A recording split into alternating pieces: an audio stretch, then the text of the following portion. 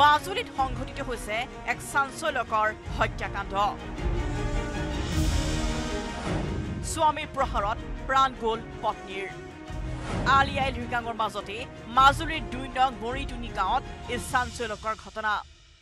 এয়া চাওক মামনি গাতাক নামৰ এইগৰাকী মহিলা এনেদৰে বিচনাত পৰি ৰৈছে দেবেন কাটাক নামৰ ব্যক্তিগৰাকীয়ে নিশাৰ ভাগত পত্নী মামনি গাতাকক প্ৰহাৰ কৰি অতি নৃশংসভাৱে হত্যা কৰাৰ সন্দেহ কৰিছে গাঁওবাসীয়ে তাত উৎপাদন মানে তাত মাৰপিট হৈছে মানে কোন জেগাত কেনেকৈ মাৰিলে জানো এতিয়া ইতিমধ্যে গড়মূৰ আৰক্ষীয়ে কৰিছে দেবেন কাটাকক ঘটনা কেন্দ্ৰ কৰি চাঞ্চল্য বিৰাজ কৰিছে সমগ্ৰ অঞ্চলতে পাৰিবাৰিক কন্দলৰ বাবে এই ঘটনা সংঘটিত হোৱাৰ সন্দেহ কৰা হৈছে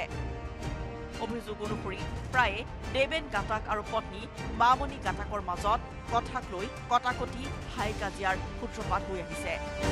এই ঘটনা কেন্দ্ৰ কৰি চাঞ্চল্য বিৰাজ কৰিছে সমগ্ৰ অঞ্চলতে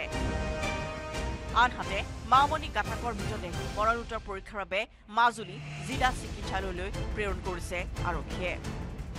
মাজুলীৰ পৰা Bhaskar TikTok report news 18 Assam north east